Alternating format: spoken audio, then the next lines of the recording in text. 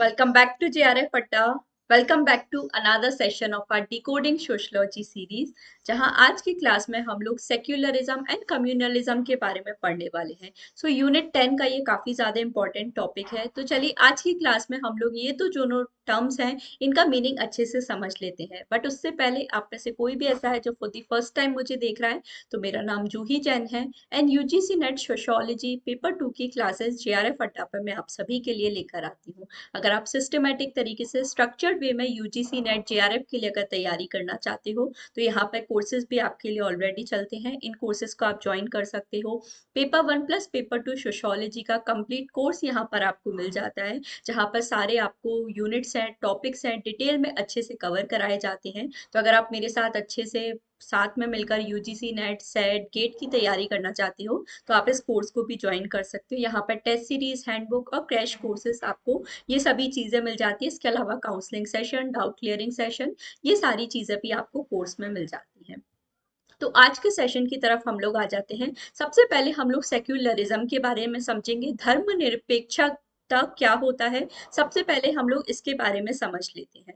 तो सेक्युलरिज्म का अगर सिंपल मीनिंग हम लोग यहाँ पर समझने की कोशिश करें, तो सबसे पहले सेक्युलरिज्म वर्ड हमारा किसने कॉइन किया है? जॉर्ज जेकोब होल्योके एक थिंकर हैं जिन्होंने ये सेक्युलरिज्म वर्ड है कॉइन किया है। सबसे पहले चीज ये आपको पता होनी चाहिए। अगर सेक्युलर वर्ड के मीनिंग की हम लोग बात करें, सेक्युलर वर्ड का मीनिंग होता है सेपरेट फ्रॉम रिलीजन। तो सिंपली ध्यान रखना है, सेक्युलरिज्म एक तरह का प्रिंसिपल है which means separation of religion from political, economic, social and cultural aspect of life. तो सेक्युलरिज्म का सिंपल मीनिंग है जो आपको पता होना चाहिए। इसका मतलब होता है कि हमारा जो स्टेट है, एक तरह से जो गवर्नमेंट है और मतलब स्टेट और रिलीजन के बीच में हमें एक तरह के सेपरेशन है, अलग हमें दोनों चीजों को रखना चाहिए। मतलब हमारा जो स्टेट है कभी भी रिलीजन के बेसिस पे किसी कम्युनिटीज के बीच में डिफ्रेंशिएट नहीं करेगी, या फिर कोई ऑफिशियल रिलीजन नहीं रखेगी, या रिलीजन के बेसिस पे हमारे लोगों के बीच में डिफ्रेंशिएट नहीं करेगी। सभी जो रिलीजन है उनको समान तरीके से यहाँ पे अपने प्रैक्टिसेस है फॉलो करने का मौका दिया जाएगा।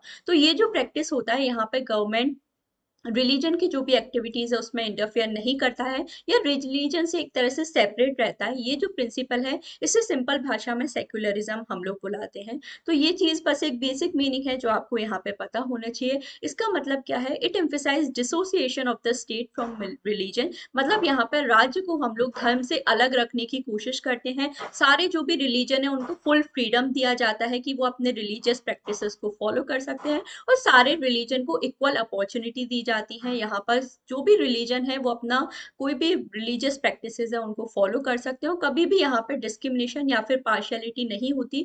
रिलीजन के बेसिस पे कभी भी सेक्युलरिज्म में हम लोग देखते हैं कि रिलीजन के बेसिस पे अलग अलग जो कम्युनिटीज हैं उनके बीच में कभी भी डिस्क्रिमिनेशन या पार्शियलिटी नहीं की जाती। तो अगर इंडियन स्टेट की हम लोग बात करें, तो इंडिया हमारा एक सेक्युलर स्टेट है, क्योंकि इंडिया में कोई भी ऑफिशियल रिलीजन नहीं है। सारी जो भी कम्युनिटीज के लोग हैं उनको इक्वल रिस्पेक्ट दी जाती है, इक्वल अपॉर्चुनिटी दी जाती है। और कभी भी इंडिया में हम लोग देखें तो रिलीजन के बेसिस पे यहाँ पे यूजुअली लोगों के बीच में डिफ्रेंशिएट नहीं किया जाता। तो ये सेक्युलरिज्म का बेसिक मीनिंग है जो आपको यहाँ पर सिंपल सा पता होना चाहिए। इसके अलावा हम लोग देखें, टीएन मदान हमारे इंडियन थिंकर हैं जिन्होंने कुछ डायमेंशंस भी दिए हैं सेक्युलरिज्म के, तो वो भी हम लोग देख लेते हैं। सबसे पहला है separation of state from religion. तो जैसा हमने पढ़ा, जो स्टेट है और रिलीजन है दोनों के बीच में सेपरेशन होगा, मतलब दोनों अलग अलग रहेंगे। स्टेट कभी भी रिलीजन के बेसिस पे कोई भी पॉलिसीज नहीं बनाएगी, और रिलीजन के बेसिस पर दो लोगों के बीच में डिफ्रेंशिएट भी नहीं करेगी। तो हमेशा सेपरेशन यहाँ पे देखने को मिलेगा स्टेट और रिलीजन के बीच में।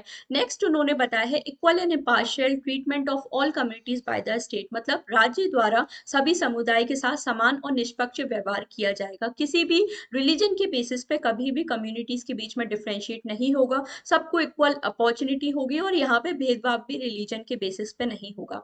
थर्ड हम लोग देखें, रिलीजियस जो भी बिलीफ है उनको एक ऑब्जेक्टिव रेशनैलिटी की तरह हम लोग देखेंगे। मतलब ऑब्जेक्टिवली रेशनली सारी चीजों को समझेंगे और रिलीजन के बेसिस पर डिफ्रेंशिएट नहीं करेंगे। लास्ट उन्होंने बताया है इक्वल और just standard of living for all irrespective of community. मतलब चाहे आप किसी भी कम्युनिटी, किसी भी आप समुदाय को बिलोंग करते हो, हर रिलीजियस कम्युनिटी को यहाँ पे इक्वल रिस्पेक्ट दी जाती है, हर इंडिविजुअल को इक्वल रिस्पेक्ट दी जाती है, सभी को समान तरीके से सारे अधिकार हैं वो दिए जाते हैं, और रिलीजन के बेसिस पे कभी भी डिफ्रेंशिएट लोगों के बीच में हमारी जो स्टेट है वो नहीं करती है। तो सेक्युलरिज्म आई होप आपको सिंपल मीनिंग समझ में आया है। इसका सिर्फ एक सिंपल सा मीनिंग है, यहाँ पे जो स्टेट है वो रिलीजन, स्टेट और रिलीजन के बीच में सेपरेशन होता है। मतलब स्टेट कभी भी रिलीजन के बेसिस पे लोगों के बीच में डिफ्रेंशिएट नहीं करती, ना ही हमारा रिलीजन किसी एक कोई ऑफिशियल रिलीजन यहाँ पे होता है। सारे जो भी रिलीजन है वो एक तरह से प्राइवेट एस्पेक्ट है, सभी अपनी जो रिलीजियस प्रैक्टिसेस है उसको फॉलो कर सकते हैं। तो ये जो सेक्युलरिज्म का प्रिंसिपल है इंडिया में हमारा फॉलो किया जाता है। ये सिंपल मीनिंग है जो आपको ध्यान रखना है। अब नेक्स्ट हम लोग देखें कम्युनलिज्म क्या होता है और कम्युनलिज्म और सेक्युलरिज्म में डिफरेंस क्या है।